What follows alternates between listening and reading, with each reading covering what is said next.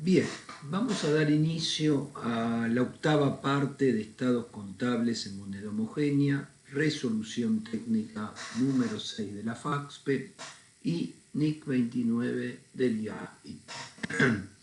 Entonces, en los módulos anteriores desarrollamos, digamos, lo que sería todos los requerimientos en materia de reexpresión de estados contables a moneda homogénea, que yo diría que serían suficientes para desenvolverse, digamos, razonablemente bien en lo que sería la práctica profesional promedio. O sea, podríamos cubrir perfectamente una reexpresión a moneda homogénea. De aquí para adelante vamos a estar trabajando algunos temas específicos, ¿sí? Relacionados también siempre con el ajuste por inflación. Entonces vamos a ver el tema del tratamiento preferible y alternativo en la determinación del costo de ventas. Vamos a recorrer las NIF y la normativa local. Entonces, la idea es que en los años 80 hubo, digamos, nosotros tomábamos, así como hoy día por ahí el marco normativo referencial tiene más que ver con las NIF, en los 80, digamos, la referencia normativa a nivel internacional eran los US GAAP. Y bueno, la verdad es que yo suelo tener mis preferencias más por cuando los temas son muy específicos, el desarrollo que tiene normalmente temático los US GAAP es mucho más completo. Entonces, los US GAAP en su momento traían, digamos, lo que sería la reexpresión por norma general, que sería el costo histórico reexpresado a moneda homogénea, y traía también, digamos, la posibilidad de aplicación de valores corrientes. Todas estas cuestiones que en Argentina se tradujeron en los que se conocieron como métodos simplificados de ajuste por inflación, que antecedieron, digamos, la incorporación de la resolución técnica 6, es como que de algún lado hubo un libro, digamos, muy famoso en su momento, llamaba Replanteo de la técnica contable, donde es un poquito ahí donde empezó a desligarse lo que arrancó siendo una manera de resolver las dificultades. Ustedes vieron que cuando vimos reexpresión de activos y pasivos, todo el hecho de aplicar un método de asignación de salidas de inventario y tener que ir como de atrás para adelante encadenando existencias para establecer las fechas de anticuación, imagínense lo engorroso que resultaba cuando, digamos, la cuestión tecnológica que hoy día tenemos no acompañaba demasiado, digamos, yo todavía me acuerdo que, digamos, hacía las conciliaciones bancarias con digamos, la máquina, digamos, calculadora, con la tirita, punteaba la tirita, digamos, nada que ver con la actualidad. ¿A qué va todo esto? Esos mecanismos simplificados para medir los bienes de cambio después derivó en lo que se conoció como modelos contables, donde, digamos, los residuos, digamos, de la conceptualización de modelos contables todavía los tenemos en nuestra normativa.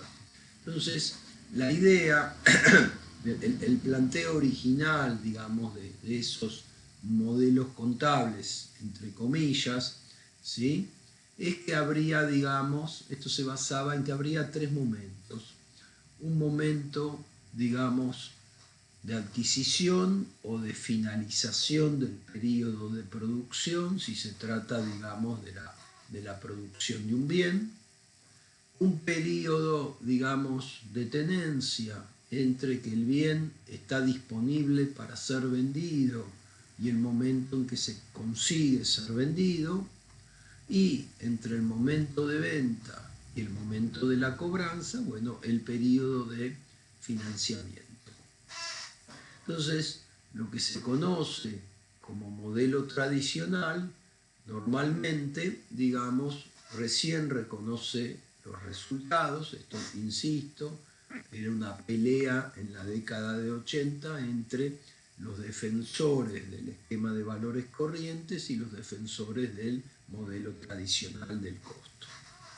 ¿Sí? Entonces, el modelo tradicional, todo esto se trata de un tema de devengamientos, digamos. Al final del partido, en un modelo de lo percibido, está lo que entró, lo que salió de caja. Pero la idea es que en cada corte de cierre de ejercicio, uno va, digamos, justamente reconociendo las utilidades que se van devengando. Entonces, la discusión entre los modelos apunta a ver cuál sería ese momento, digamos, más idóneo para el reconocimiento.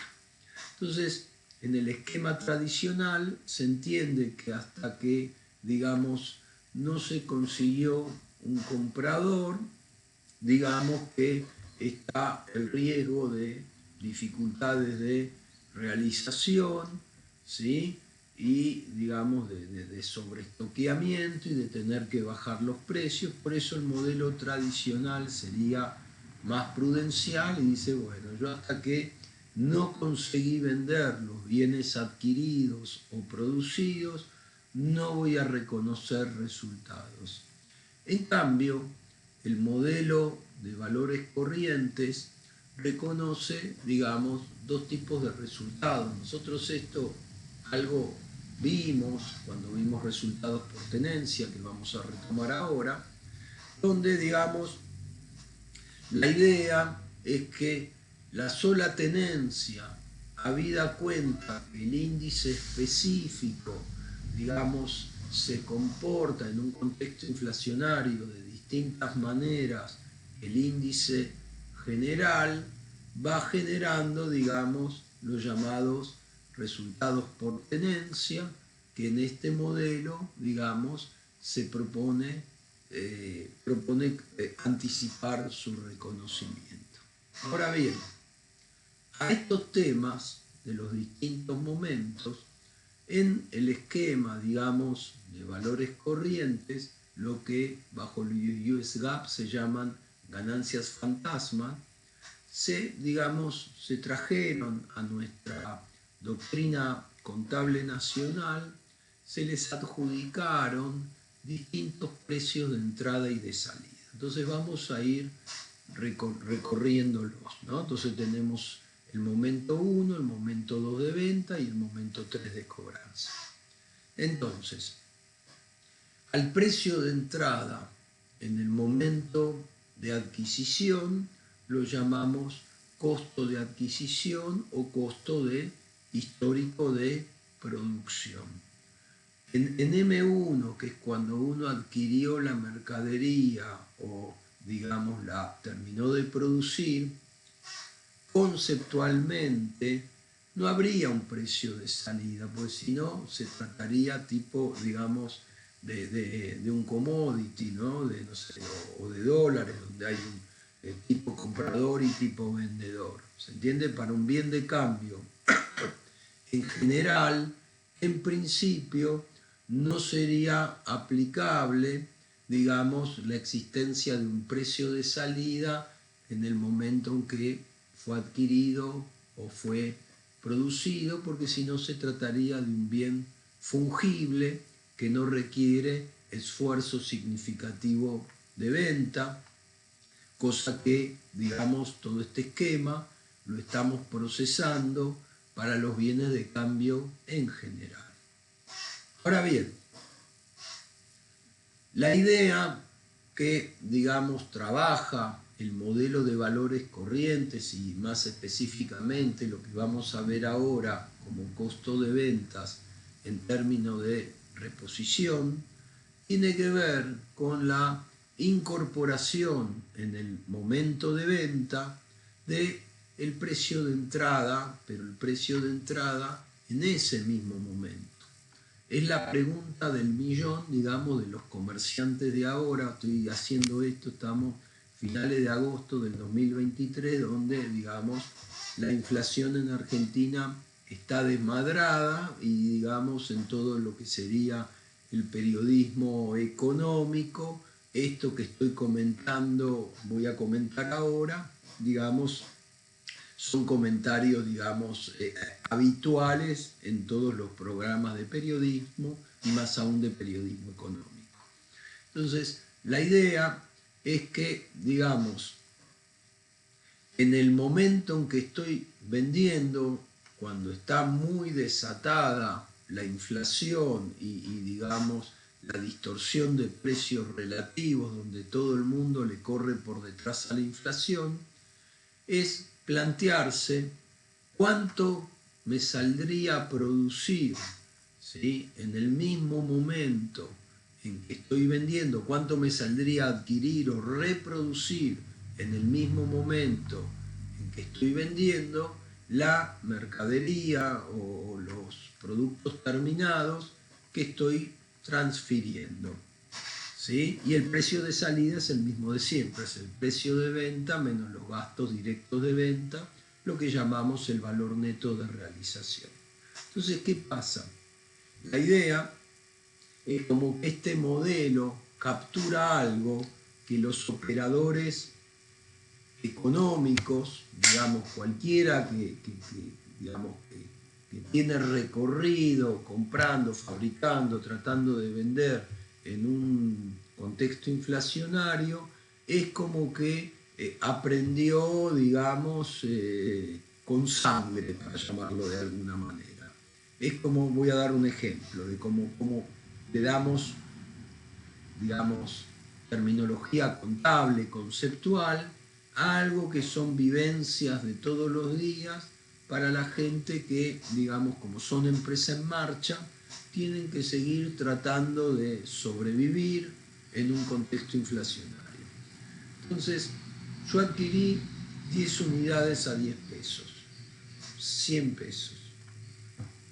La cuestión que pasa un X tiempo y, digamos, mi margen de remarca, ¿sí? Digo, bueno, yo voy a tratar de, estoy exagerando esto, pasar los números fácil, de remarcarlo al 100%, lo quiero vender a 20 pesos.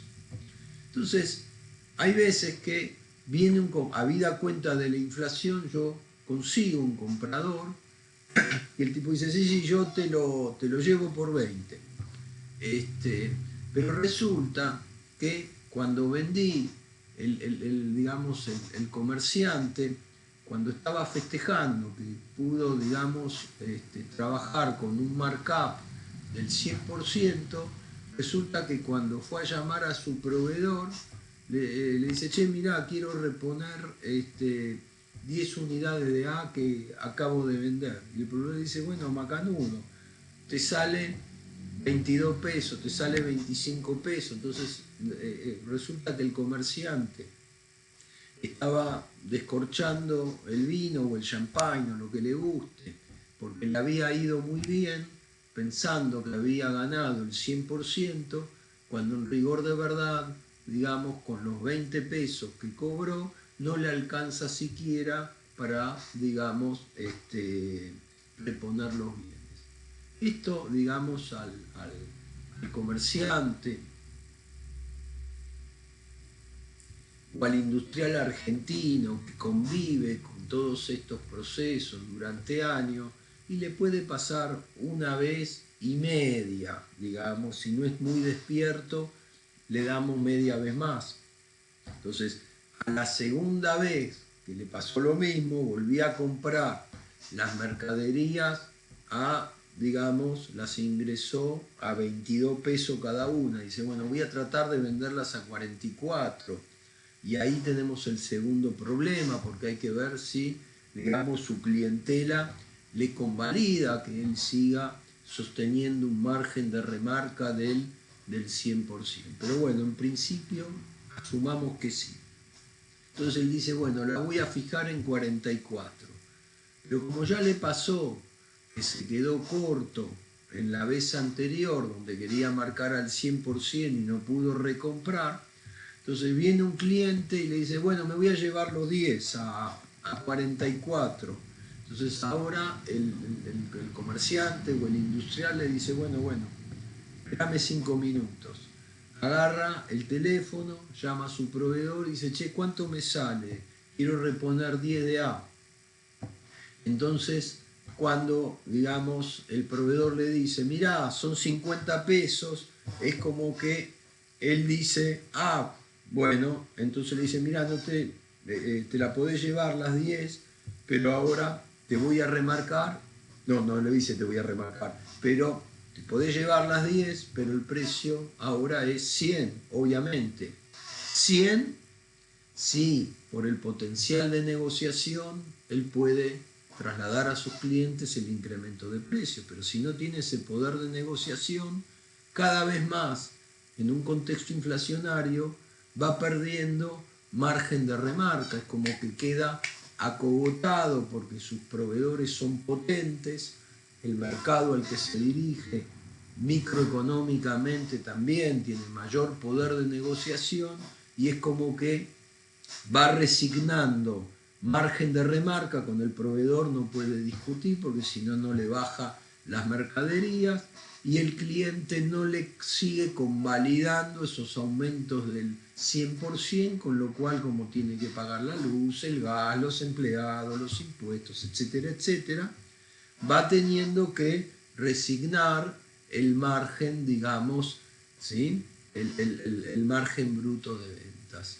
De ahí surge este modelo que es muy interesante, tanto contablemente como gerencialmente, ¿sí? Primero para definir precios y segundo para analizar o establecer cómo le está yendo a una compañía en un contexto inflacionario, donde, digamos, módulos anteriores, cuando de alguna u otra manera rozamos el tema, yo les comentaba que en definitiva todas las luchas microeconómicas entre mercados que normalmente se dan en un ciclo económico de los bienes en un mediano largo plazo, digamos que cuando hay inflación es como una guerra en continuado.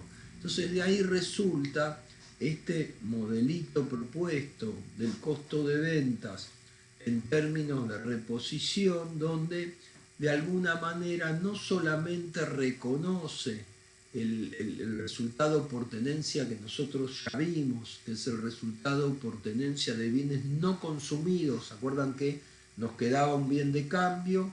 Nosotros lo medíamos por índice específico a valores corrientes, y si queríamos calcular el resultado por tenencia del bien de cambio no consumido, lo comparábamos con la medición de esos mismos bienes, pero corrido por coeficiente general de inflación, y esa diferencia la llamábamos resultado por tenencia. Ahora bien, ese resultado por tenencia es el de bienes de cambio no consumidos. En este modelito del costo de ventas en términos de reposición o de reproducción, la idea es que hay dos resultados por tenencia. No solamente el de bienes de cambio consumido, sino que el resultado por tenencia también tiene que comprender a los de los bienes de cambio que se han consumido. De ahí que se establece lo siguiente. Se llama resultado por tenencia a la diferencia en el ciclo económico de un bien entre, digamos, el precio de entrada en el momento 2, en el momento de venta, contra el precio de entrada en el momento 1, se haya vendido el bien o haya quedado en stock el bien. O sea, si el ciclo económico del bien concluyó, este calculito también se hace, ¿sí?, midiendo, digamos, la diferencia entre cuánto me saldría producir o comprar ese bien cuando lo estoy vendiendo versus cuánto me salió de hecho cuando en el momento en que lo adquirí, en que ingresó, digamos, a mi stock con posibilidad de venta. A eso lo llamamos resultado por tenencia. El modelo tradicional, como normalmente, digamos, mantiene el esquema de la medición al costo, calcula el resultado por venta como el precio de salida, el valor de venta, contra el costo, bueno, en un contexto inflacionario en moneda homogénea. Ahora bien, en este esquema, lo que se conoce como resultado por venta es la diferencia entre el valor de salida, el valor de venta, bueno, acá le neteamos los gastos de venta, entre el valor de venta contra el costo de reposición en el mismo momento en que se está vendiendo. O sea, se reserva el nombre de resultado por venta de manera que refleje, digamos, el potencial de markup promedio en un contexto inflacionario que, o sea, lo que quiero decir es lo siguiente. Trabajando con este esquema, uno puede ver cómo le va yendo en relación a sus clientes con la transferencia de los mayores costos en relación al índice específico del bien que se trata, en un contexto marcadamente inflacionario. De ahí que el resultado por venta sea el valor de venta de salida en el momento de venta contra el precio de entrada en ese mismo momento, que es el llamadito telefónico que el empresario o el industrial precavido empezó a hacer cada vez que, digamos, concierta una venta. Perdón, mil disculpas. Por último, en momento de cobranzas, toda diferencia entre el neto percibido en el momento de la cobranza contra el precio de salida en el momento de venta, lo llamamos resultado financiero en todas sus variantes. ¿Ah? Y el precio de salida sería, bueno, el neto percibido más el costo de oportunidad, lo que, digamos, se quiera hacer con, digamos, el total recibido en una transacción. Entonces, ¿cómo encuadra esto en la normativa argentina? Si uno toma la resolución técnica número 17, están los entes que encuadran como entes pequeños y los entes que no encuadran como entes pequeños. Entonces, normalmente, si uno no aplica este esquema, normalmente el costo de ventas calculado por diferencia de inventario al uno medir los bienes de cambio a valores de reposición quedan distorsionados por los resultados por tenencia de los bienes de cambio no consumidos que están metidos en el medio.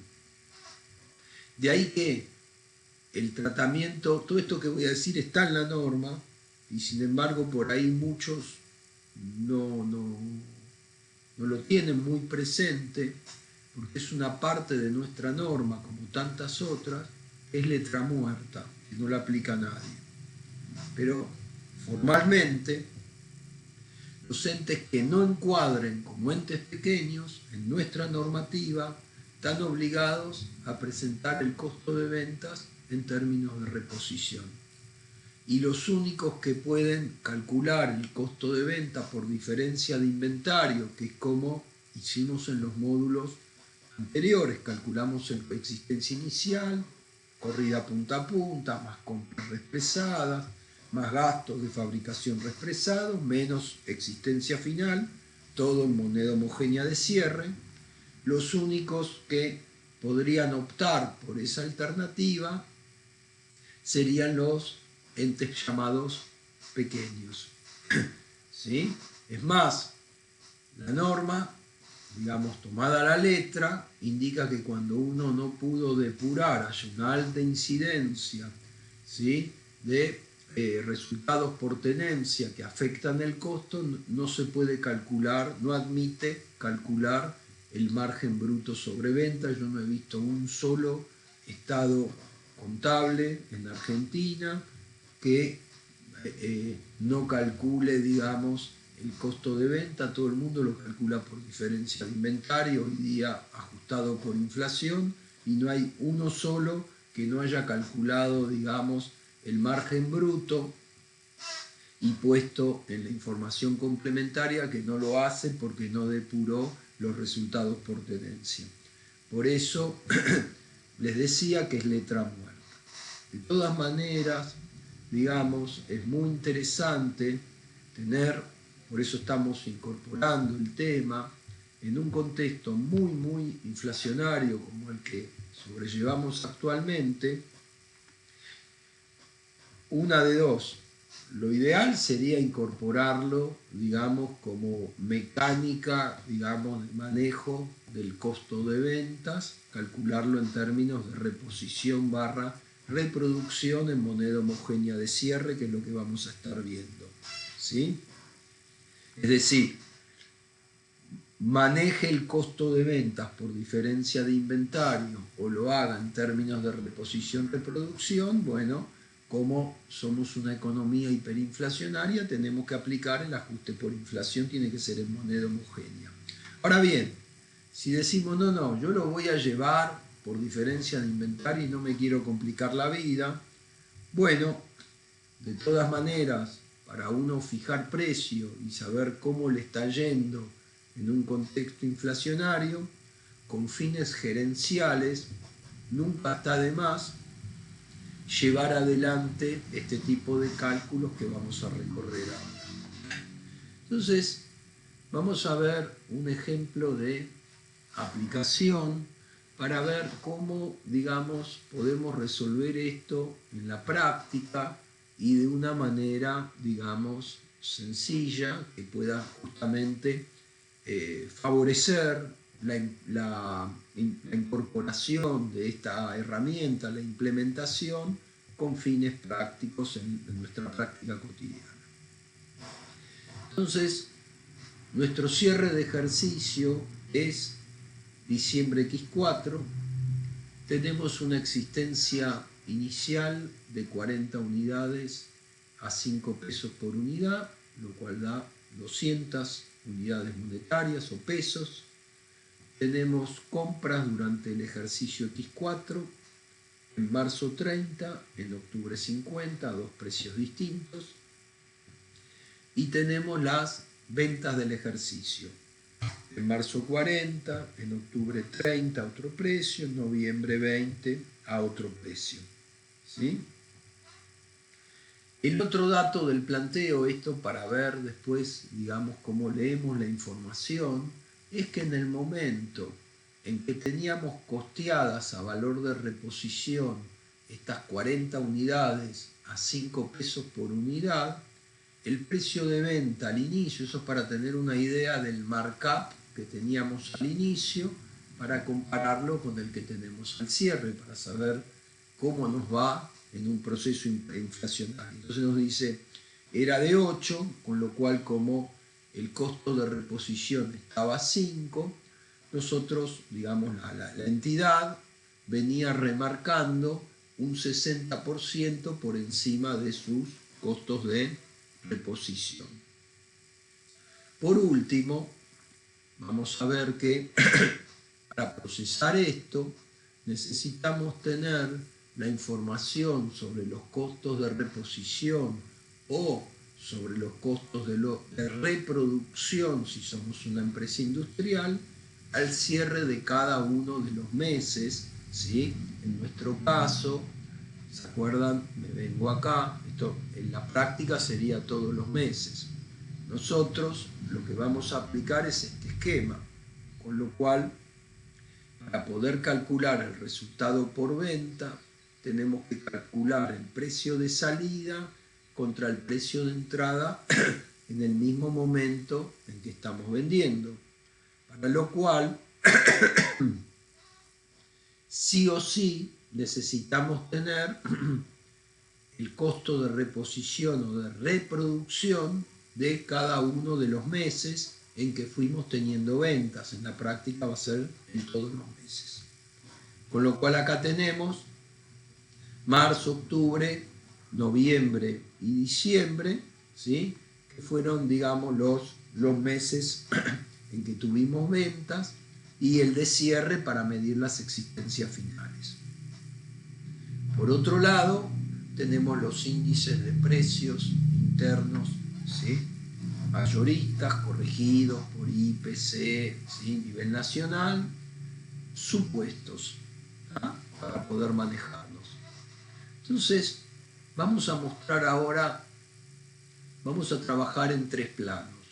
Por un lado, vamos a mostrar, digamos, cómo sería con estos datos el costo de ventas por diferencia de inventario en un estado de resultados histórico, donde la comparación de partidas es heterogénea y por consiguiente el margen bruto que se informa es absolutamente mentiroso. Entonces, vamos a trabajar lo histórico primero. Entonces nosotros históricamente haríamos existencia inicial 200. Las compras tendríamos 695, ¿no? Existencia inicial 200, las compras tendríamos 695 y nosotros teníamos, ¿sí?, 40 unidades al inicio, compramos 80, con lo cual tenemos ahí 120 unidades y vendimos, ¿sí? Tenemos 40, 70, 90, con lo cual nos quedan 30 unidades al cierre. Como nos quedan 30 unidades al cierre, nos están quedando 20 unidades de la partida esta, ¿sí?, de 250 dividido 20, y nos están quedando, perdón, estoy muy resfriado, 10 unidades de la partida de octubre, donde, digamos, cada unidad se adquirió a 360 dividido 30. Con lo cual, a la hora de... Bueno, no, lo voy a hacer más fácil, no lo voy a hacer por costo histórico, lo voy a hacer la reposición. Entonces nos quedan 30 unidades. Y como las 30 unidades, perdón, ahí tuve un dislate, las tengo que medir al costo de reposición al cierre, esas 30 unidades las voy a medir a 11,9. Con lo cual, medidas a costo de reposición, digamos en nuestra contabilidad histórica, donde también aplicamos valores corrientes, nos quedan a 357. Con lo cual el costo de ventas histórico por diferencia de inventario nos daría 538. Fíjense, esto está en pesos del inicio, esto está en pesos de cada compra y esto está más o menos en moneda de cierre. O está en moneda de cierre, en realidad está en moneda de cierre porque estamos basándonos en un costo de reposición al cierre. Con lo cual, cuanto menos hayan rotado mis bienes, esto va a restar por un mayor importe y mi costo de ventas va a ser más chiquito. Entonces, dependiendo de cómo roten las existencias, esto va a tener mayor o menor distorsión. Y las ventas sumarizaron 970. Con lo cual, a nivel histórico, tuvimos ventas por 970 y el costo de ventas por 538, lo cual determinó un margen bruto de 432, que sobre 970 por 100 nos da un porcentaje de remarca del 44,54%. Ven que tenemos la reglita, digamos, tachada, porque acá no hay regla de medición, porque estamos comparando, digamos, peras con manzanas, con limones, o sea, magnitudes por completo heterogéneas, que después la comparamos con otra magnitud que también está compuesta por, digamos, importes que responden a distintos momentos de poder adquisitivo, con lo cual, insisto, acá no hay regla y todo esto es cualquier cosa. Estamos retomando los conceptos que vimos en el primer módulo de todos, cuando subrayábamos las distorsiones que tiene la información histórica en un contexto inflacionario. Entonces, lo que vamos a hacer ahora es calcular esto en términos de reposición. Entonces, uno piensa que esto es, digamos, muy complejo, digamos, la aplicación de este esquema, y la verdad es que se han establecido metodologías que dan al centavo, donde la determinación del costo de ventas en términos de reposición es muy sencilla. Entonces, ¿cómo se trabaja? Vamos primero con lo más fácil, las ventas como están expresadas en moneda de cada fecha, vamos a llevarlas a moneda de cierre. La de marzo de 3,60 por el coeficiente de marzo, la de octubre de 3,60 por el coeficiente de octubre y la de noviembre de 250 por el coeficiente de noviembre.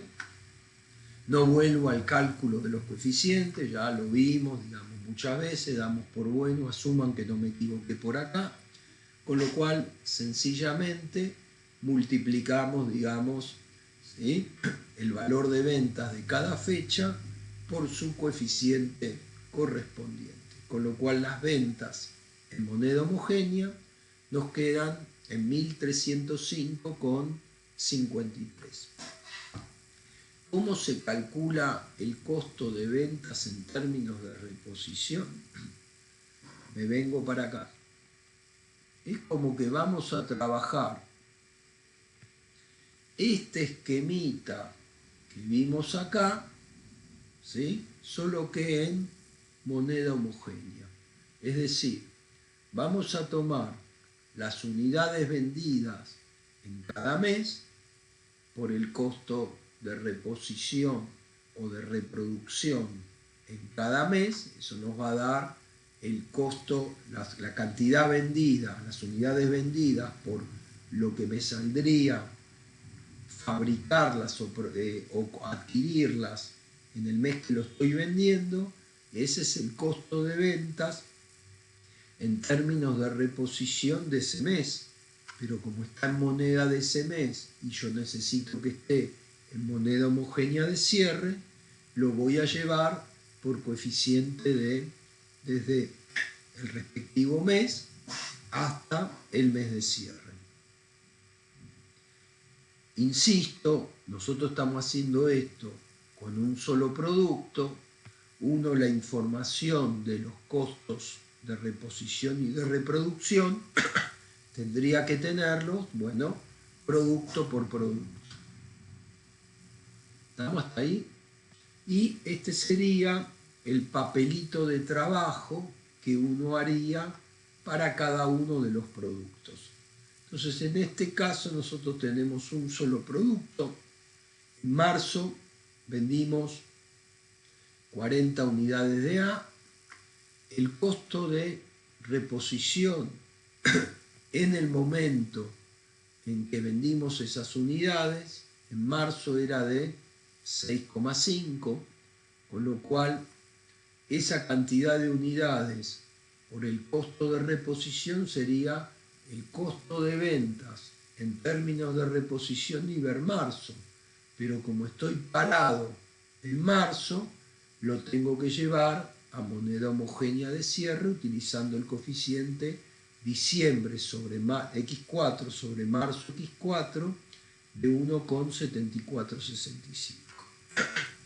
Y así operamos, ¿sí?, con cada una de las ventas. Con lo cual, nuestro costo de ventas en términos de reposición es de 1026,27. Estoy sumando todas cifras que están expresadas en poder adquisitivo homogéneo de la fecha de cierre de los estados financieros. Ahora bien, cuando uno, digamos, ya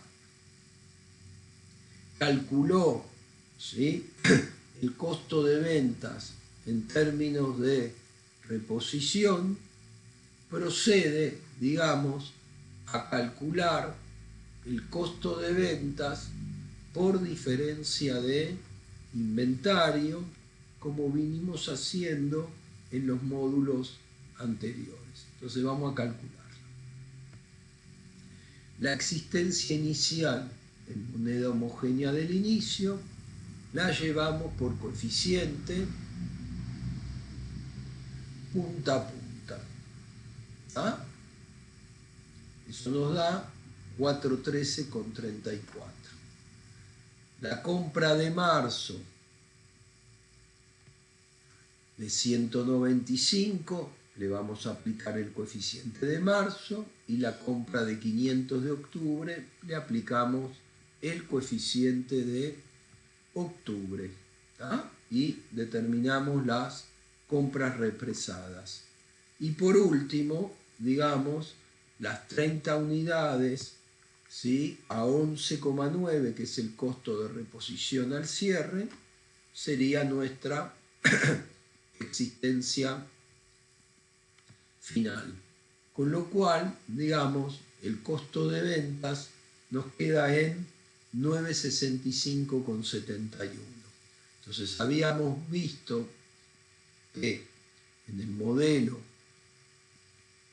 ¿sí?, de costo de ventas en términos de reposición, el resultado por tenencia se determinaba como la diferencia del costo de ventas, del precio de entrada, del momento de ventas, que quedó circunscripto a nuestro cálculo del costo de ventas en términos de reposición, solo que en moneda homogénea, versus el costo de adquisición, que está representado por el costo de ventas, digamos, histórico, que en nuestro mini caso, o en el esquema, digamos, normativo nacional, en realidad no sería un costo, digamos, histórico, porque tiene acá metido el efecto del resultado por tenencia de los bienes de cambio no consumidos.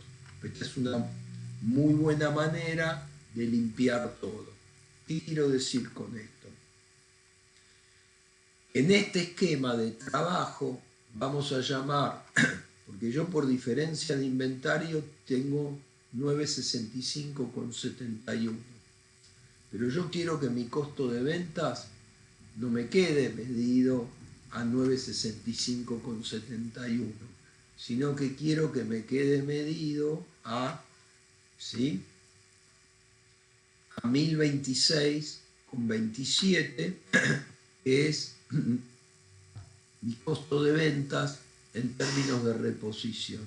Entonces es como que uno hace un jueguito. ¿Se acuerdan que habíamos visto que en términos de registración contable la cuenta resultados financieros y por tenencia, incluyendo el RECPAM, en este caso sería el resultado por tenencia, es la contrapartida neta de todos los ajustes? Con lo cual yo, para llevar el costo de ventas por diferencia de inventario al costo de ventas en términos de reposición, haría costo de ventas a resultado por tenencia por 60,56. Entonces, este es un jueguito de exposición. Estoy haciendo una apertura dentro de mi estado de resultados con fines gerenciales, si se quiere, de lectura. Es decir, yo hago costo de ventas, cuenta de resultado, resultado por tenencia, cuenta de resultado. Estoy dando un menor margen bruto y después estoy reconociendo como mayor ganancia ese resultado por tenencia. Ahora bien, la diferencia en relación a, digamos, la idea que nosotros tenemos de la vieja RT6, del resultado por tenencia, es que este 60,56 comprende no solamente el resultado por tenencia de nuestros bienes de cambio no consumidos, ¿sí?, que serían estas 30 unidades costeadas al costo original reexpresado contra esas 30 unidades a su costo de reposición de 11,9, sino que también comprende a todos aquellos bienes de cambio que nosotros, digamos, consumimos, por ejemplo, la venta, todo lo que, las 40 unidades que se fueron en marzo, como las 20 unidades que se fueron en octubre. ¿Se acuerdan que nos quedaban 20 de noviembre y 10 de octubre como existencia final? Entonces, estos 60,56 comprende al resultado por tenencia de bienes de cambio consumidos y de bienes de cambio no consumidos. Es distinto al resultado por tenencia con el que estamos familiarizados, ¿sí?, que es el de bienes de cambio no consumidos. Y hasta acá vamos a juntar la información y a mostrarla. Entonces, ventas reexpresada nos quedó 1.305,53. El costo de ventas nosotros queremos mostrarlo no por 965,71 como veníamos haciéndolo, sino que hicimos un cálculo ad hoc y queremos mostrarlo por 1.026,27. Entonces, para hacerlo es como que nosotros hacemos un asientito, costo de ventas a resultado por tenencia. Entonces, estos 60,56 los tenemos que, ¿no? Ven que es el costo de ventas por diferencia de inventario, más este ajustecito que hicimos. ¿Ven? Si yo hago acá una flechita, estos 60,56 me juegan con estos 60,56.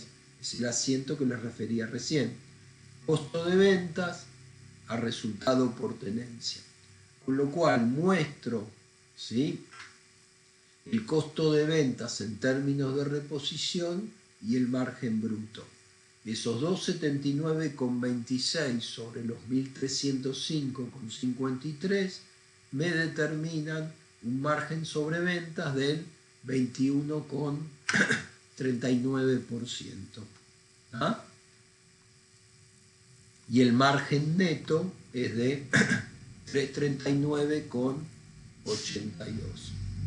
Entonces, todas las compañías, digamos, revendedoras, sea que adquieran y revendan o que fabriquen con fines de venta, es muy, muy importante saber, tener bien, digamos, ser conscientes de cómo, si pueden, o sea, este 21,39, o sea, si yo hubiera hecho esto mismo, voy a abrir acá una calculadora, ¿sí?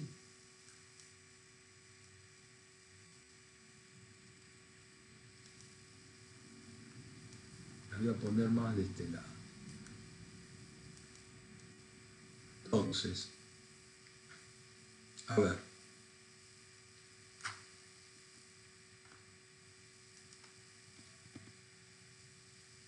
Si yo no hubiera hecho este tema del costo de ventas en términos de reposición, hubiera dicho que mi costo de ventas hubiera sido 1.305,53 menos 965,71 y mi costo de ventas hubiera sido de 339,82.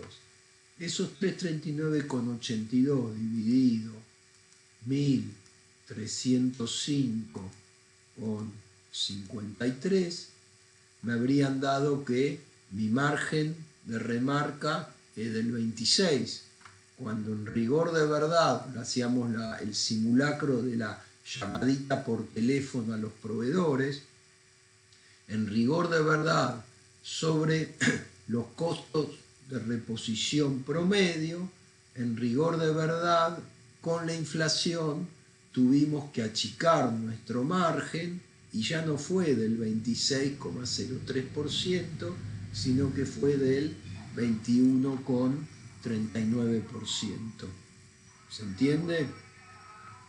Ni que hablar de acá donde, digamos, quedábamos victoriosamente con prácticamente un 45% con la idea de que veníamos remarcando precios a un 45%.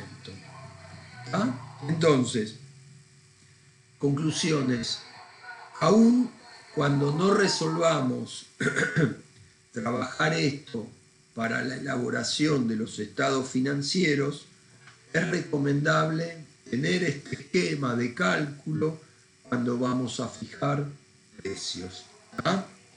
Y si no lo manejamos, si lo manejamos en términos nominales y por diferencia de inventario, por ahí podemos perder de vista que venimos perdiendo, digamos, margen de remarca, digamos, en un contexto inflacionario.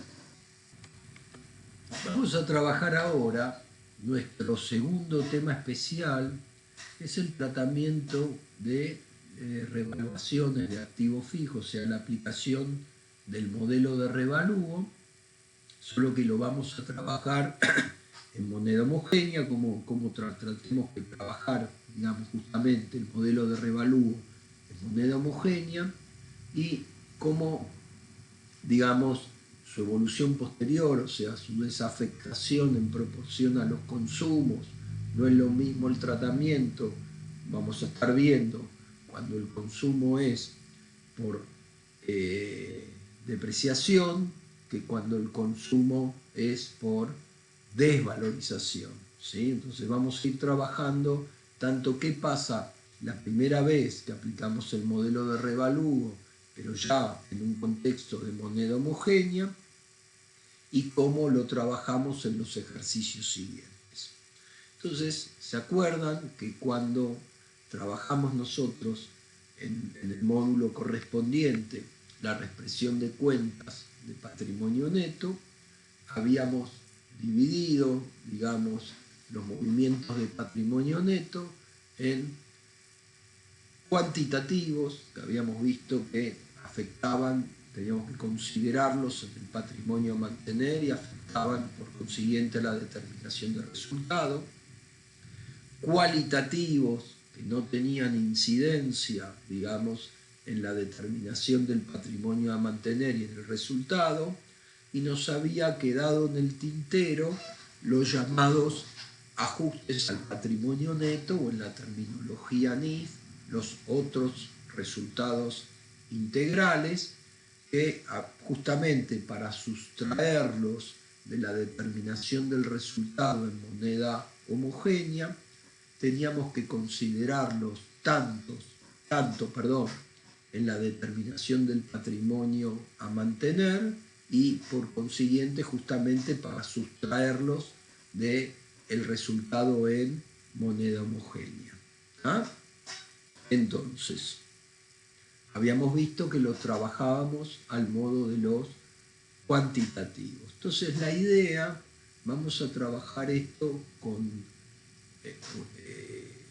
una serie de mini casos, pero lo vamos a volver, digamos, al esquema, trabajar caso completo, pero vamos a volver al esquema de ceteris paribus, o sea, vamos a hacer, digamos, mini casos teóricos, donde lo único que va a pasar durante el ejercicio va a tener que ver con hacer un revalúo de los bienes de uso y la depreciación de esos bienes de uso. Y después vamos a trabajar lo mismo en los años siguientes y en algunos de los años le vamos a meter una comparación con valor recuperable que nos determine una desvalorización, de manera de ver cómo se trabaja a nivel de determinación del resultado en moneda homogénea y cómo se trabaja a nivel de elaboración de estado de cambios en el patrimonio neto, ¿tá? En el patrimonio. Bueno, vamos a ver mini casos. Entonces, vamos con, digamos, nuestro primer mini caso de este tema, que tiene que ver con cómo trabajamos, ¿sí?, un revalúo en el primer año en que, digamos, aplicamos dicho modelo. Entonces, estamos cerrando el cierre diciembre X2.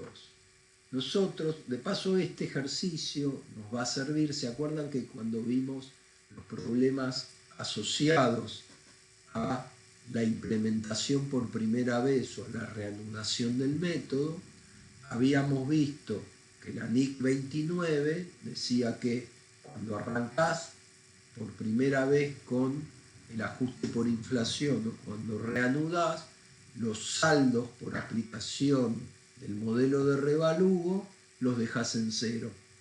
Y habíamos dicho que por RT6 uno o bien puede alternativamente seguir el esquema de la NIC 29 y dejarlo en cero, o bien trabajarlo en términos reales. Ese trabajito del modelo de revalúo en términos reales es justamente, yo dije, bueno, no lo trabajemos ahora para no complicar, después lo vamos a ver cuando abordemos los temas especiales. Con lo cual, esto que vamos a ver como cómo se trabaja en el primer año, digamos, el modelo de revalúo nos va a servir también para retrotraernos, y si uno, digamos, estaría en el caso de un primer ejercicio de reanudación de la PORI, hubiera querido trabajarlo en términos reales, tendría que trabajarlo de esta manera. Pero, digamos, vamos a venir, ya venimos haciendo ajuste por inflación, con lo cual cerramos el año diciembre X2. Como ya venimos aplicando ajuste por inflación, nuestro primer dato del planteo es justamente la posición patrimonial al cierre del ejercicio anterior en moneda homogénea de dicha fecha, donde tenemos un plantel de bienes de uso, tenemos 2.000 de activos monetarios y 700 de no monetarios, tenemos una posición neta monetaria al inicio de 1.300 y el patrimonio. Ahora bien, como dijimos que vamos a, digamos, poner la lupa, trabajar ceteris paribus, lo que queremos analizar, durante el año no hubieron movimientos, excepto por lo que tiene que ver con las depreciaciones de los bienes de uso. Esto está en moneda homogénea, ¿sí? 5.320. Entonces, fíjense, este sería el estado de situación patrimonial histórico, ¿sí?, al cierre del ejercicio. Fíjense que tenemos, como no hubieron movimientos, ¿sí? Hubieron movimientos, perdón. Tuvimos un dividendo en efectivo que es para hacer un mini cálculo del renta. Bueno, tenemos 1.300 entre disponibilidades y créditos. La deuda comercial quedó tal cual como estaba al inicio. Y los bienes de uso, que los teníamos al inicio en moneda homogénea del inicio en 5.320, resulta que ahora los tenemos a 17.000 y generamos en el estado contable histórico al cierre una reserva por revalúo de 14.550.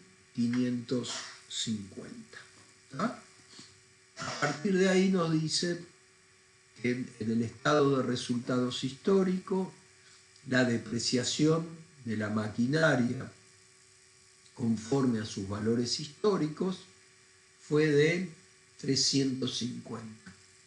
Y nos dan los movimientos de asamblea, ¿sí?, correspondiente a qué se hizo con, digamos, las utilidades que teníamos de arrastre de años anteriores. Entonces nos dicen, tuvimos un dividendo en acciones de 400, una constitución de reserva de 100 y un dividendo en efectivo de 700, todo con fecha marzo de X2, y que aparte, entonces con lo cual podemos ver que los únicos movimientos que hubo en el año X2 fueron el revalúo que se practicó, que llevó los bienes de uso a 17.000.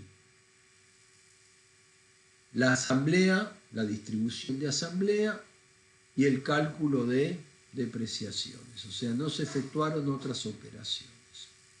Entonces después nos dicen, los bienes de uso corresponden a una maquinaria adquirida en junio de X0 por un total de 3.500, siendo el método de amortización lineal, año de ata completo y la vida útil asignada de 10 años.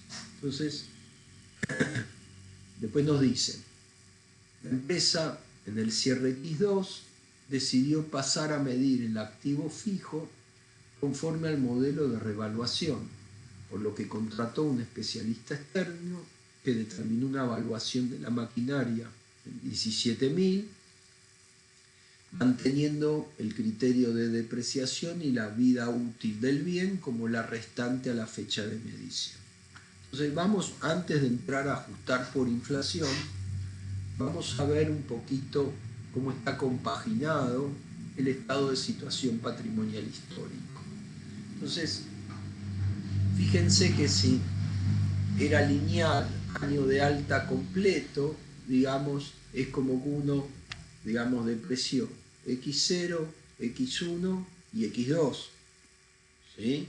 Por eso acá está cargado, ¿sí?, 3.500 por el 10%. Entonces me voy a traer de vuelta la calculadora para así lo vemos juntos por aquí. La voy a correr acá porque por acá más o menos es donde aparezco yo hablando. Bien, entonces nosotros tenemos X0, X1, X2, con lo cual al cierre del ejercicio, digamos, nos quedaba una vida útil remanente del 70%, ¿no? Entonces 3.500 por punto 70, el valor residual a la fecha en que se contrató la revaluación histórico nos quedó en 2.450. Entonces la revaluación fue de 17.000 menos 2.450, eso nos da 14.550, que fíjense que son los 14.550 que en el balance histórico se registró como reserva por revalúo. Pero esto surge, esta reserva por revalúo, surge de la comparación de cifras heterogéneas, porque estamos comparando una medición técnica hecha al cierre del ejercicio X2 contra un valor original que proviene de junio de X0, con lo cual estamos comparando otra vez peras con manzanas. Y nos dan los índices de precios internos al por mayor. Entonces vamos a empezar a reexpresar y a ver cómo determinamos el resultado del ejercicio y cómo trabajamos a nivel de determinación del resultado en moneda homogénea y determinación del ajuste del patrimonio o de los otros resultados integrales en terminología, digamos, de las NIF, ¿sí? Cómo determinamos esos movimientos, solo que expresados en términos reales. Entonces, fíjense que esta vuelta nosotros vamos a expresar activos y pasivos. Y acá la verdad que la cosa nos quedó muy fácil, porque las disponibilidades son todas en moneda nacional, son monetarias. Los créditos son todos en moneda nacional, sin cláusula de ajuste, son monetarios. Y la deuda comercial lo mismo.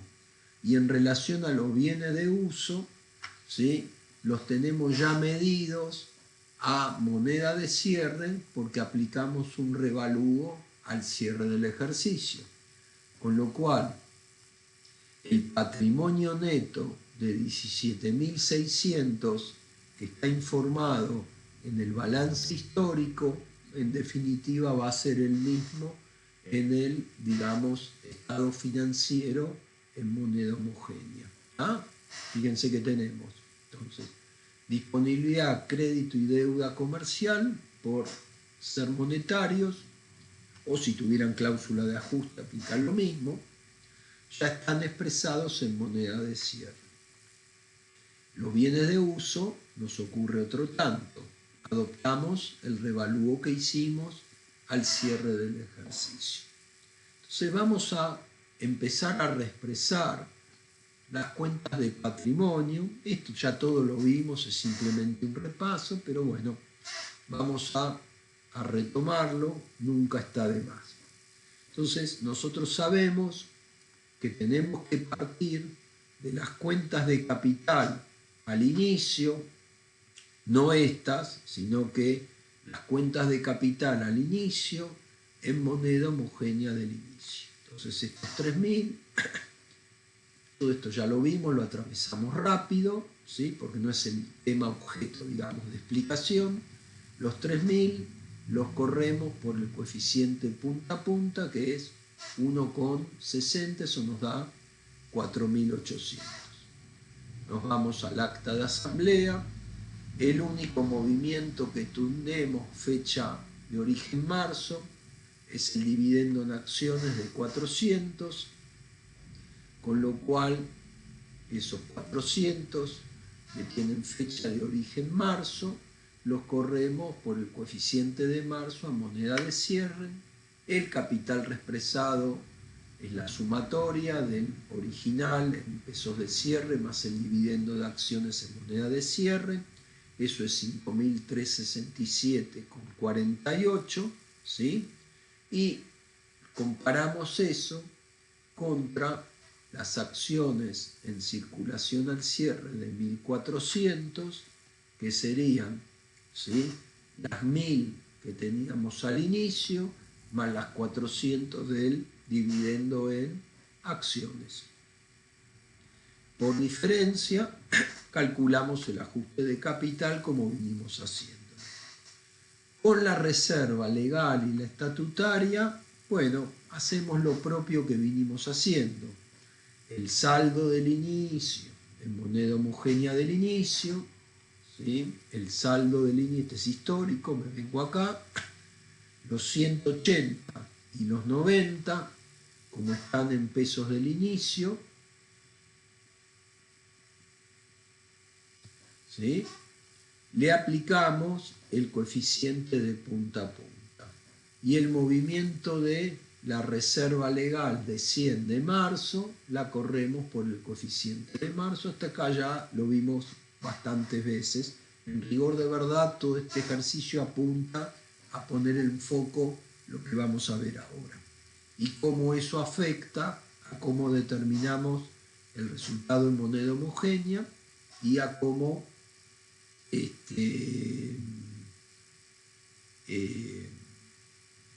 armamos el estado de cambios en el patrimonio neto. Entonces, vamos a calcular, ¿sí?, el saldo de revalúo en términos reales. Entonces fíjense que van cambiando los personajes, pero el esquema metodológico, conceptual, es siempre el mismo. Fíjense que en el fondo manejamos muy poquitos conceptos en ajuste por inflación. ¿Se acuerdan que en los módulos de presentación del tema habíamos visto que siempre comparábamos la evolución del índice específico contra la evolución del índice general de inflación que aplicamos para ajustar por inflación? Cuando estas cuestiones tenían que ver con bienes de cambio, a esa diferencia entre la evolución del específico contra la del general le dábamos el nombre de resultado por tenencia. Cuando ese índice específico versus ese índice general correspondía a transacciones, a financiamientos en sus distintas vertientes, le dábamos el nombre de resultado financiero neto, llámese interés real, llámese diferencia de cambio moneda homogénea. Acá es lo mismo. El valor revaluado responde, digamos, a la evolución del índice específico de esas maquinarias que estuvimos revaluando. Eso tenemos que compararlo contra, digamos, lo que sería el valor reexpresado de esas maquinarias a la fecha del revalúo, y a esa diferencia índice específico versus evolución por índice general la vamos a llamar reserva por revalúo en moneda homogénea. Entonces vamos a nuestro caso. El valor revaluado al cierre, dato del planteo, 17.000. Ahora bien, el planteo nos dice que la maquinaria que fue objeto de revalúo se adquirió en junio de X0 por 3.500, se depreciaba año de alta completo y se le asignó una vida útil de 10 años. Con lo cual, cuando vamos, digamos, a calcular el valor residual de la maquinaria en moneda homogénea de cierre, partimos de 3.500, como esta es una transacción con fecha de origen junio de X0, hacemos 425,60 dividido 140, eso nos da 3,04, con lo cual, bueno, 3.500 por 3,04 nos da 10.640, la vida útil total es 10, X0, X1, X2 transcurrieron 3 años a la fecha de revalúo, con lo cual 10.640 dividido 10 por 3 es 3.192, y el valor residual reexpresado es 10.640 menos 3.192, 7.448. Con lo cual, nuestro saldo por revalúo en moneda homogénea es de 9.552 y no como estaba registrado en el estado de resultados históricos al comparar. Fíjense que recién estábamos comparando dos magnitudes, digamos, pero en términos de poder adquisitivo de la misma fecha. En cambio, históricamente habíamos registrado un saldo de revalúo de 14.550, que en rigor de verdad, en moneda homogénea, es de 9.552. Entonces, bien, entonces ya tenemos cuál va a ser nuestro saldo de ORI, nuestro ajuste al patrimonio neto para el estado de cambios del patrimonio neto. Vamos a reexpresar las cuentas de resultados no asignados. Esto lo hacemos más que nada el repaso, vamos muy rápido. no es el objetivo de este mini caso. Entonces, vamos a partir del RNA al inicio de 3350 y lo vamos a correr por coeficiente de punta a punta 1,60. Y después todos los movimientos de asamblea le vamos a aplicar el coeficiente de marzo, la constitución de la reserva, el dividendo en acciones y el dividendo en efectivo, y el RNA antes del resultado del ejercicio en moneda homogénea nos da 3.657,56. Entonces, metodología nuestra de trabajo, ¿no? ¿Se acuerdan que nuestro primer paso era represar activos y pasivos? Ya lo hicimos. Represar cuentas de patrimonio, ya expresamos las cuentas de capital, las reservas, los ORI y los RNA. Nos queda reexpresar las cuentas de resultados.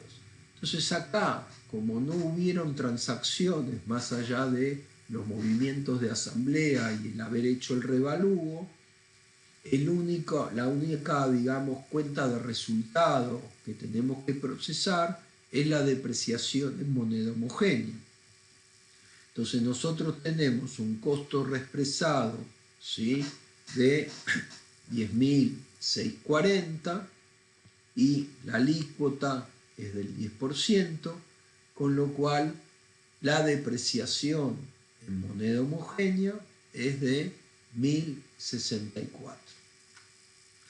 Habíamos mencionado que el patrimonio neto reexpresado al cierre, en este caso, ¿sí?, como no tuvimos que reexpresar nada a nivel activos y pasivos, coincide con el patrimonio neto histórico de 17.600. Pero, digamos, para ser prolijos en los papeles de trabajo, bueno, acá están repetidas las cifras, pero ya sabemos que es el mismo importe.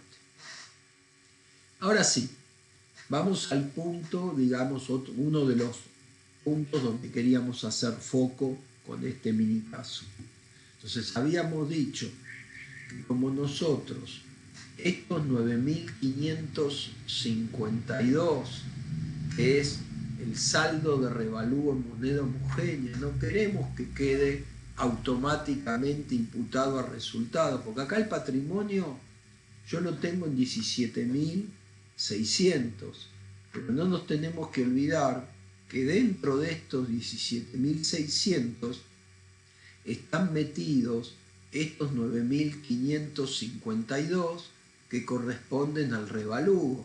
Si yo no lo limpio aquí abajo, automáticamente, por la manera en que tenemos de determinar por diferencia entre el patrimonio neto al cierre con el patrimonio a mantener, si no incorporo estos 9.552 me quedarían automáticamente reflejados en el resultado del ejercicio.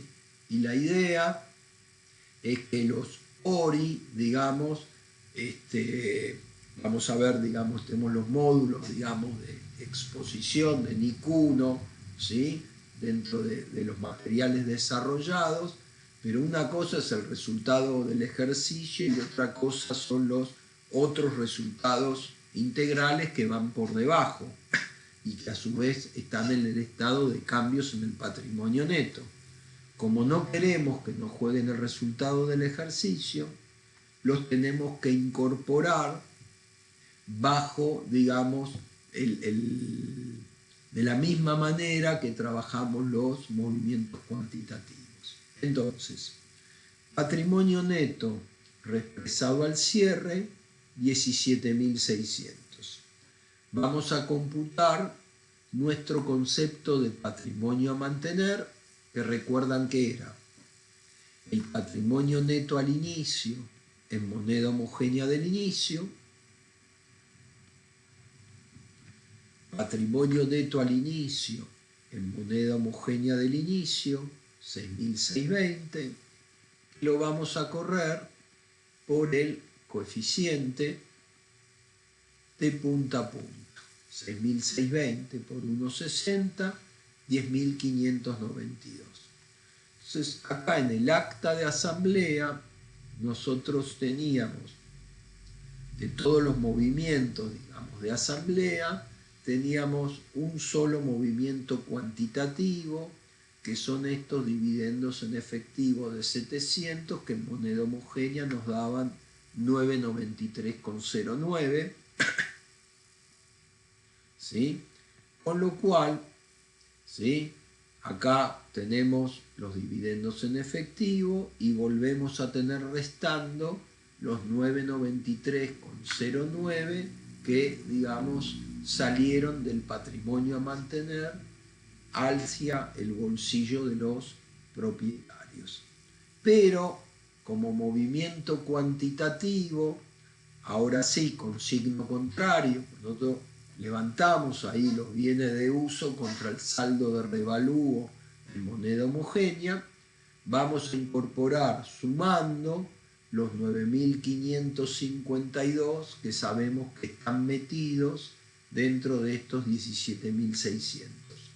Con lo cual, nuestro patrimonio a mantener son los 10.592 menos el dividendo en efectivo de 993,09 más el ORI por la reserva de revalúo en moneda homogénea de 9.552.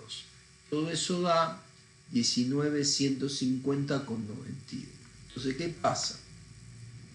Al cierre del ejercicio, para decir que no ganamos ni perdimos, nosotros teníamos que mantener un patrimonio en términos homogéneos de 19.150,91.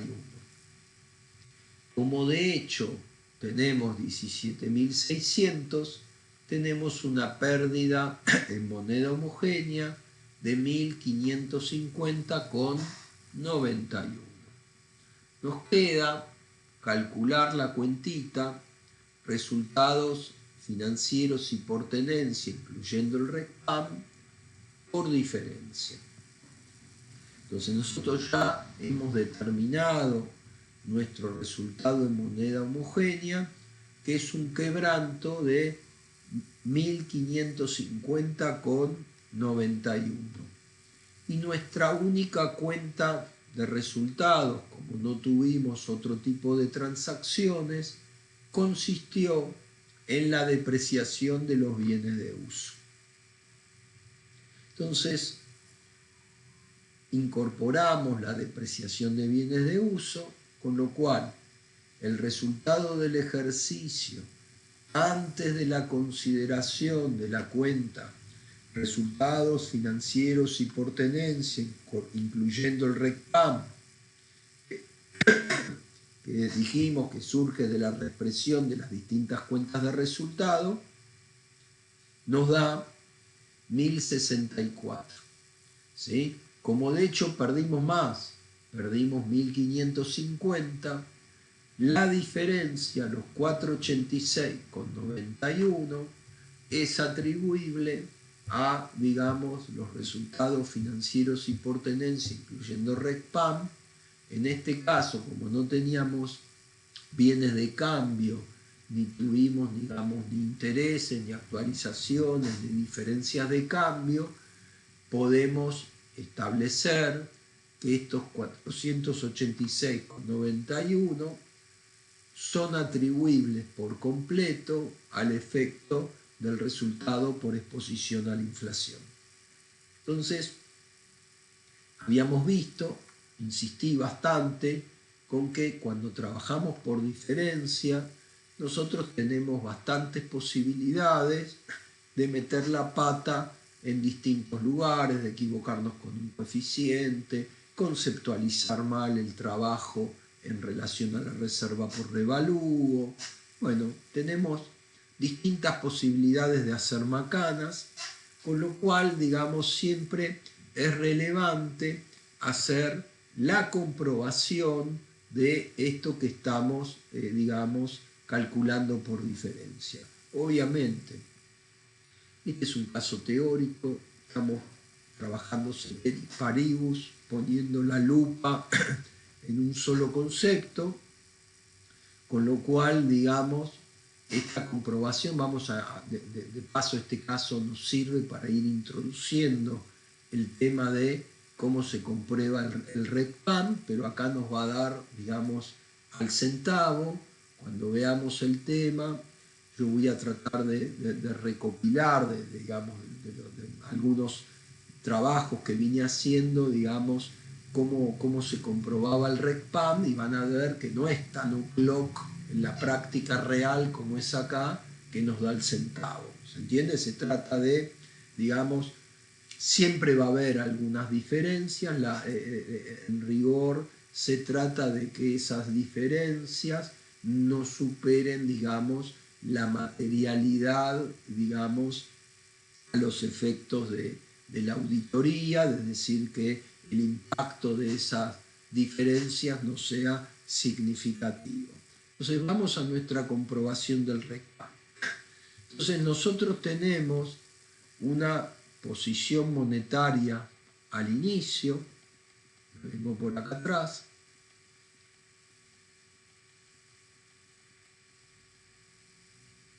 entonces nosotros tuvimos de arranque disponibilidades por 900, créditos por 1100, 2000 y un pasivo comercial monetario de 700, arrancamos por 1300.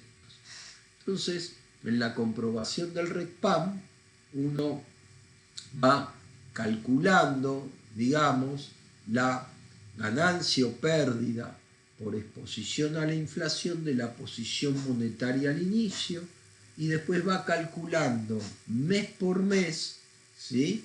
Y a la variación del mes le aplica, digamos, la inflación, o sea, calcula los meses en que esa variación, el impacto, digamos, de esa modificación en el RECPAM, en el REI, de esa posición monetaria de ese mes, y le aplica, digamos, la inflación de ese mes, siempre expresado en pesos de cierre. Entonces vamos a nuestro ejemplo. Después igual vamos a volver a esto con mayor detalle.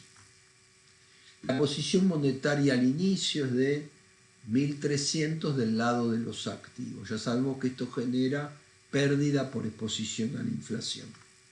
La inflación anual, el coeficiente es 1,60. 1,60 menos 1 por 100, eso nos da que si hubiéramos mantenido todo el año estos 1300 sin ningún tipo de movimiento, estos 1300 expuestos a una inflación del 60%, nos habría generado un REI o un RECPAM negativo de 780. Pero este aquí que en marzo, ¿sí?, nosotros distribuimos un dividendo en efectivo de 700, con lo cual, digamos, a estos 1300 no estuvieron expuestos todo el año, sino que a partir de marzo ya tuvimos 700 pesos menos expuestos a la inflación, con lo cual, ¿se entiende? Esos 700 pesos, como acá le computamos como si esto lo hubiéramos mantenido todo el año, vamos a restarle, ¿sí?, el efecto de esa variación de 700 computada desde marzo a diciembre. Como el coeficiente, digamos, de reexpresión nivel marzo es 1,4187, 1,4187 menos 1% nos da 41,87, con lo cual acá tenemos un efecto de la variación de REI o de RECPAM positivo de 293,09, con lo cual nuestra comprobación cuando calculamos la posición monetaria al inicio, más o menos toda la evolución de las variaciones del efectivo, tenemos que llegar a la posición monetaria al cierre. Vengo para acá para ver si procesamos íntegramente y si procesamos bien.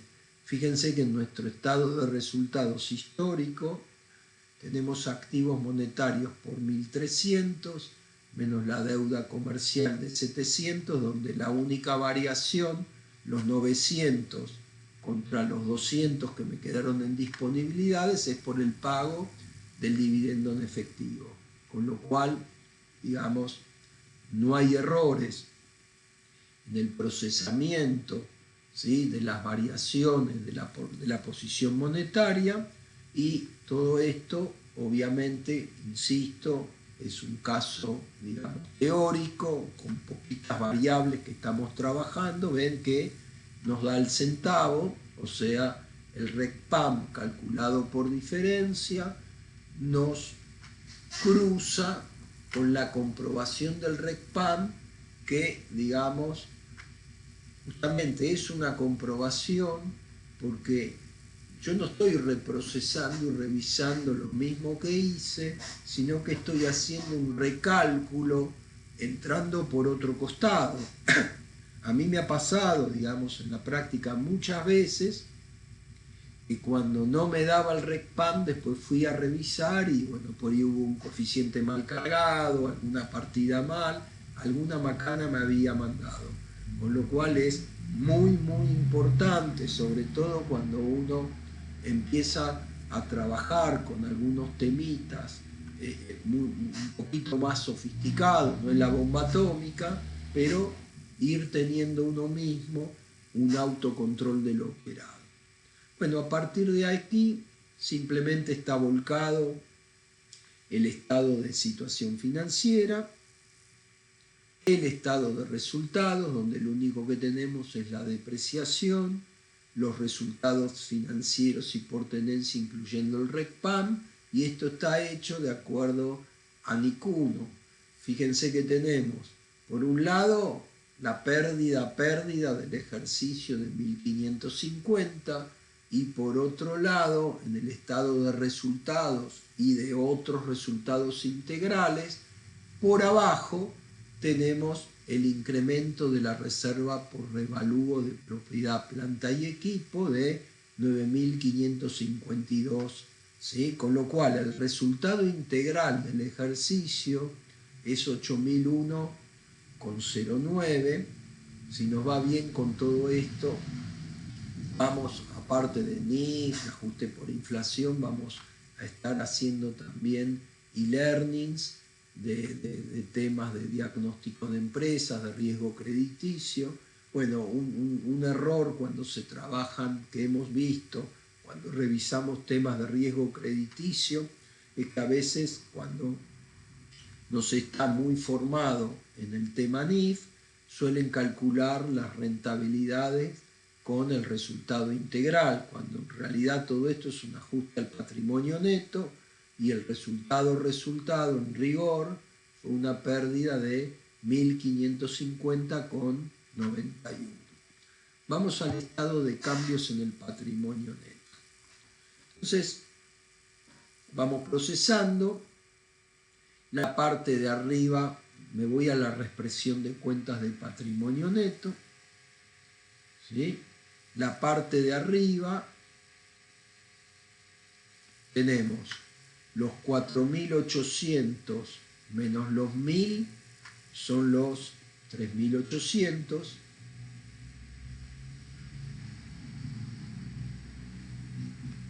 Que tenemos mostrado acá como ajuste de capital. A partir de ahí, tomamos para el armado el saldo, sería la única particularidad acá con las cuentas de capital. La otra cuestión a contemplar es que el dividendo en acciones, ¿sí?, nos dio 567,48, que está restado acá en RNA, pero nosotros tenemos que abrirlo a efectos de las cuentas de capital entre 400 y 167,48 por una cuestión formal de mostrar por un lado las acciones en circulación a valor nominal y por el otro lado la cuentita ajuste del capital. ¿Ah? Todo el resto es más o menos como lo vimos, y ahí va el tema. Fíjense que cuando vamos a hacer jugar en el primer ejercicio en que practicamos un revalúo, ese ORI, que es un ajuste al patrimonio neto, está jugando como un quanti, porque el asientito que hacemos es maquinarias, ¿sí? Una cuenta que no es de patrimonio neto, a saldo de la reserva por revalúo en moneda homogénea por 9.552. Por eso, como este movimiento funciona como un quanti, cuando armamos el estado de cambios en el patrimonio neto, tenemos que hacerlo jugar en la columna de total del patrimonio neto, que de alguna manera, si ustedes ven los numeritos que tenemos por acá, esquematizan, ¿sí?, la manera en que uno determina el resultado en moneda homogénea. Son los mismos números que mostrados de otra manera, ¿no? Tenemos los 10.592, el dividendo en efectivo, el revalúo, ¿sí? Y llegamos la pérdida, ¿sí? Fíjense que todo lo que está ahí es lo que nos aparece acá en la última columna de total de patrimonio neto, ¿no? Entonces todo esto ha participado en nuestra determinación, ¿sí? ¿Ah? Patrimonio neto al cierre menos patrimonio a mantener, son los 10.592 menos este más este, y eso determinamos el resultado del ejercicio en moneda homogénea. Entonces nos vamos a reencontrar en el próximo módulo, donde nos queda por trabajar en un ejercicio siguiente cómo hacemos la desafectación de los saldos de revalúos por consumos por depreciaciones y qué pasa cuando hay en juego una desvalorización de un bien que fue objeto de un revalúo. Acá, para no complicarla mucho, no le pusimos, digamos, el efecto impositivo, pero todos estos movimientos del revalúo, cuando fiscalmente no hicimos un revalúo, generan también, digamos, efectos en el impuesto diferido. Nosotros ya vimos cómo funciona todo eso en los módulos que desarrollamos de la NIC 12 de impuesto a las ganancias. Entonces nos reencontramos en el próximo módulo.